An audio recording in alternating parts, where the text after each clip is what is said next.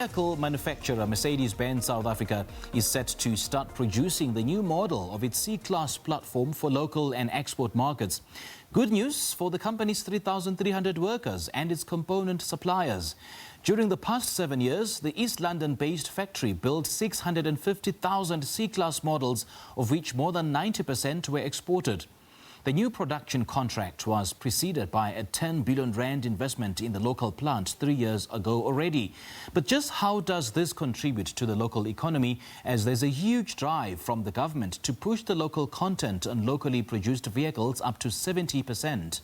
Abongile Jantjies is in East London to share with us with more. Abongile, a very good morning to you. Thanks for joining us. Welcome to Morning Live. A very good morning to you too, Simpiwe. Well, indeed, this comes at a time where the economy of the province has been hit hard by the effects of COVID-19. This, as the province prides itself and the motoring industry is one of its backbone in terms of uplifting the economy of this province. With me, I do have the CEO of Benz South Africa, Mr. Andreas Engling. A very good morning to you, sir.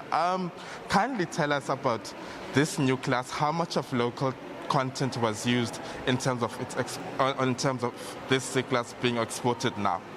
So, good morning, everybody. Yeah, we are very delighted to celebrate today the launch of the new C-Class here in the East London plant.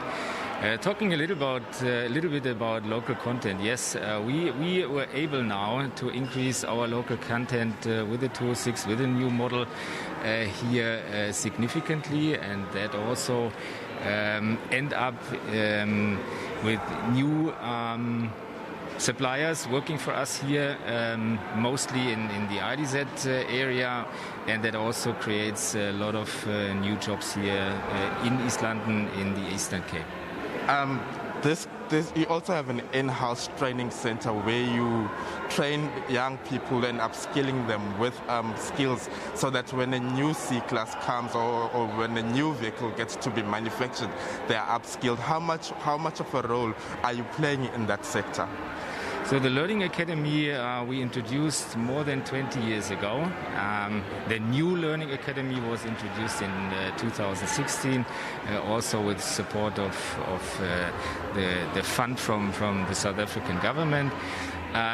We qualify and train every single employee that is working for us here in the plant, but what we also started is qualification and training program for our suppliers, and they are very happy to get these highly qualified, educated people from our Mercedes-Benz Learning Academy.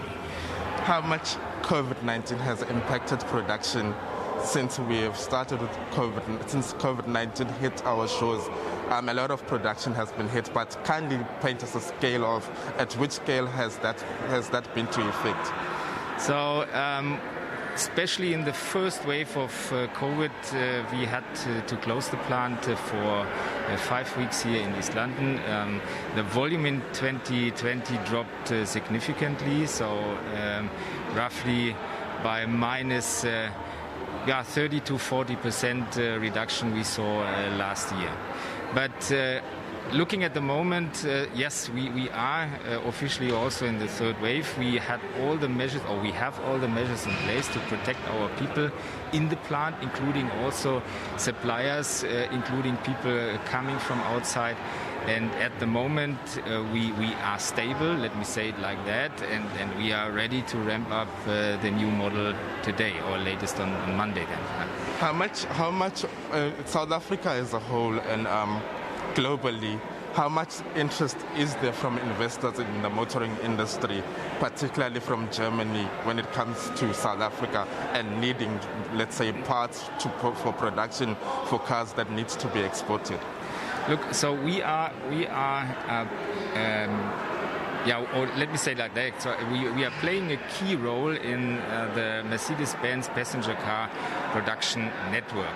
So we producing our products globally in 7 separate plants all over the world. South Africa is one of these plants, and we are playing, especially looking at the C-Class now, a main role in these production network delivering these products to more than 100 countries all over the world in the future.